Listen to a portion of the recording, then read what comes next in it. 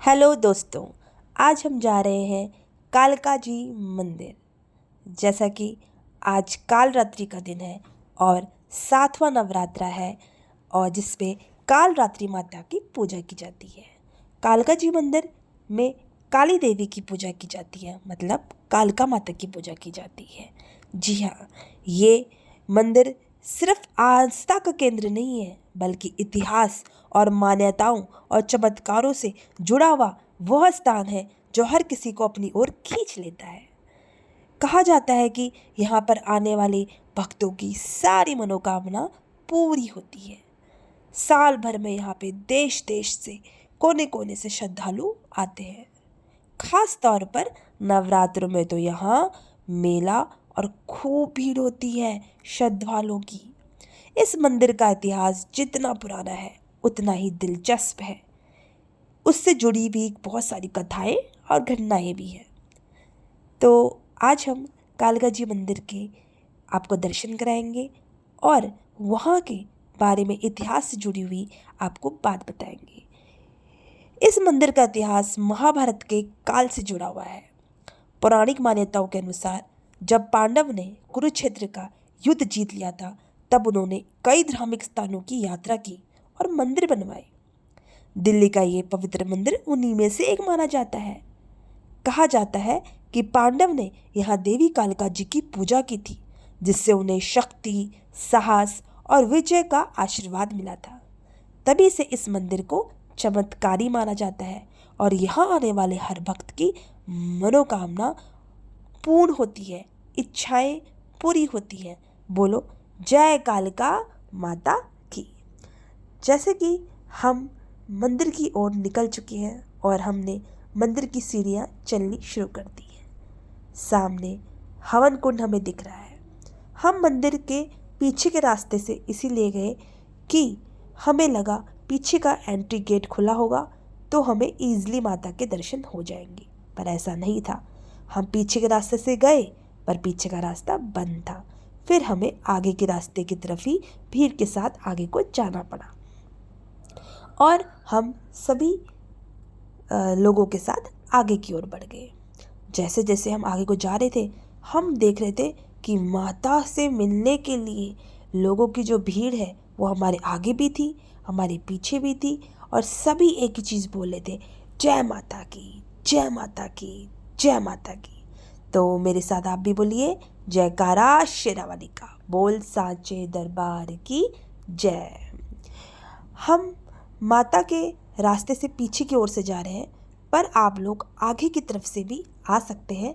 Metro के gate से अगर आप नीचे उतरते हैं तो वहाँ पे आपकी कार या कुछ भी मतलब पार्किंग के लिए कोई व्यवस्था है और आप मेट्रो से आते हैं तो सीधा आप डायरेक्ट पैदल चल के माता के मंदिर में फ्रंट गेट के वहाँ से एंट्री ले सकते हैं। इसमें कोई दिक्कत नहीं है। हम बैक साइड से आए थे, अपनी कार को बैक साइड पार करके, और पीछे से भी रास्ता खुला होता है, बट नवरात्रों की वजह से, भीड़ की वजह से हमें फ्रंट से ही एंट्री मिली। और कभी मैं दूसरी बार कभी जाऊंगी मेट्रो से तो आपके लिए आगे से भी एंट्री का बनाऊंगी, कैसे आगे से एंट्री करते हैं। अभी मैं आपके लिए पीछे से एंट्री का ये ब्लॉग लेकर आई हूँ। मैं बताना चाहूँगी, भीड़ आप देख रहे हैं कितनी ज़्यादा माता के मंदिर में लगी है, इससे भी ज़्यादा लगी होती है। और ये बहुत कम है जो ये चलती फिरती भीड़ हमें मिली है, ये हमें फिर भी कम लग रही है। पर इस भीड़ में भी हमें पता है 1-1.5 घंटे में माता के दर्शन होंगे। पर कोई नहीं, माता से मिलने की जो बेकरारी हमारे अंदर है ना, उसके लिए हम कुछ भी कर सकते हैं। हमें माता से बस मिलना है, उनके दर्शन पाने हैं, उनकी वो सुंदर सी झलक पानी है जो जिसके लिए हम इतनी दूर से चल कर आए हैं। जय माता की, जय माता की, जय माता की कहते कहते हम आगे की ओर निकल गए हैं। माता से मिलने के लिए जो सारे भक्त आए हैं, उन सब के अंदर कोई ना कोई बात है या किसी न किसी की कोई ना कोई मनोकामना पूर्ण हुई है।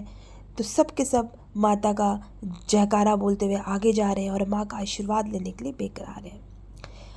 चलते चलते हमको यहाँ पर टीका लगाने के लिए बहुत सारे लोग मिलेंगे माथे में, और अपना सामान बेचने के लिए भी लोग आपको रास्ते में मिलते रहेंगे। हमने भी कुछ फूल खरीद लिए हैं गुलाब के और हम आगे की ओर जा रहे हैं। अब आपको बताना चाहूँगी कि चप्पल रखने के लिए आगे भी एक जूता घर बना हुआ है, वहाँ पर आप चप्पल जमा कर सकते हैं और चाहे तो अपने चप्पल जूते अपनी गाड़ी वाड़ी में आप रख कर भी आ सकते हैं। इसमें कोई दिक्कत नहीं है। आगे जूता घर बना है, वहाँ पे आप जूता रख सकते हैं अपना।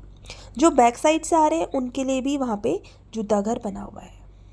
और देख रहे होंगे आप, हम लोग लाइन पे लगे हैं पर गुलाब के फूल वहाँ पे सेल्स हो रहे हैं, जिससे हमें ईजिली मिल सकता है गुलाब लेने में। ऐसा नहीं कि हम लाइन में लग गए हैं तो हमें माता के मंदिर में गुलाब नहीं मिलेगा, मिल जाएगा। आपको टेंशन लेने की ज़रूरत नहीं है। प्रसाद भी मिल जाएगा, चुन्नी भी मिल जाएगी और जो आप बाकी चीज़ लेना चाहें माता के श्रृंगार वो भी मिल जाएगा। पर अधिक मार्केट नहीं लगी हुई है। पहले जैसे कालका मंदिर में बहुत रौनक होती थी, मेला लगा होता था, वो अब नहीं है।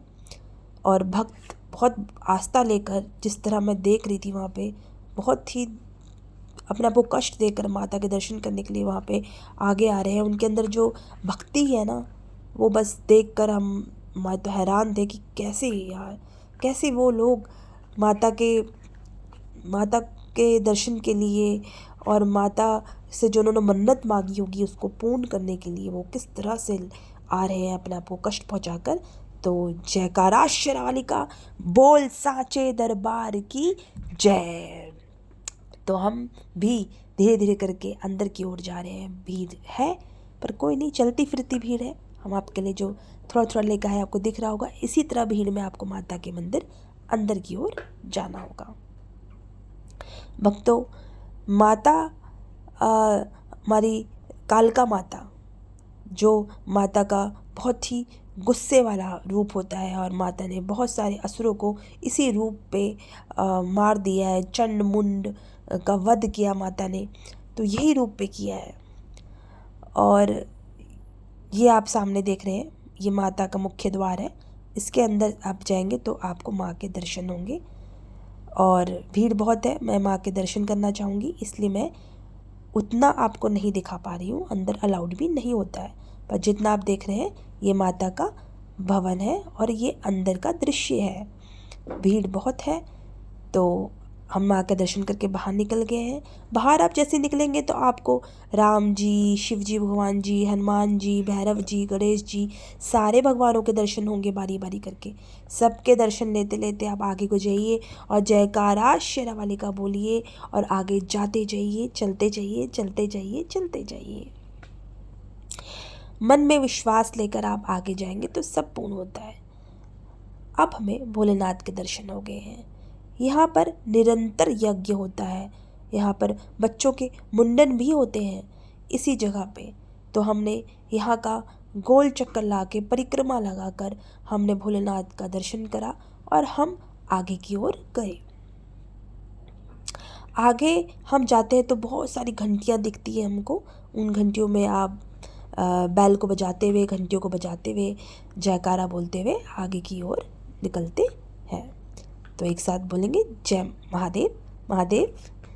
और जैसे हम आगे निकलते हैं तो हमें छोटी सी माता की छवि दिखती है, जहाँ पे पंडित जी सबको होली हाथ में बांध रहे थे। हमने माता को जय बोला और हम फिर थोड़ा सा और आगे निकले तो वहाँ पर आगे जाके शिवलिंग है छोटा सा, उसमें सब लोग जल चढ़ा रहे थे। जो अपने घर से धूप दीप लेकर आए थे वो जला रहे थे, तो वो भी हमने किया।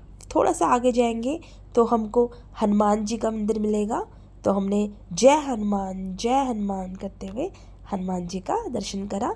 फिर हम सीढ़ियों से नीचे की ओर गए, माता के मंदिर के भवन के नीचे गए, तो वहाँ पर हमको बहुत सारी महिलाएं कीर्तन करती हुई नजर आई। और ये कीर्तन हमेशा होता ही रहता है, ऐसा नहीं है। इन महिलाओं का समय है, महिलाएं करती हैं, अच्छे अच्छे दिनों में करती हैं और जयकारा लगाती हैं और बहुत सुंदर सुंदर भजन गाती हैं माता के। नीचे शिवजी भगवान जी का बहुत प्यारा मंदिर है, वहाँ पे बहुत सुंदर शिवलिंग है, उसमें हमने जल चढ़ाया और जय भोलेनाथ जय भोलेनाथ जय भोलेनाथ कहा। वहाँ प्यारा सा नंदी भगवान जी का स्वरूप है, जिनको हमने वहाँ पर प्रणाम करा। बहुत ही सुंदर नंदी भगवान जी हैं, आप कभी जाएंगे तो देखिएगा वहाँ पे और भी भगवान है अंदर, जैसे कि विष्णु जी, लक्ष्मी जी, राधा कृष्णा, राम सिया और मेरी कालिका माई। फिर लास्ट में हम भैरव जी के दर्शन करें और उसके बाद हमने अपनी यात्रा अच्छे से पूर्ण करी। जयकारा शेरावाली का। भक्तों, आपको पसंद आया है तो बोलिए एक बार जयकारा शेरावाली का।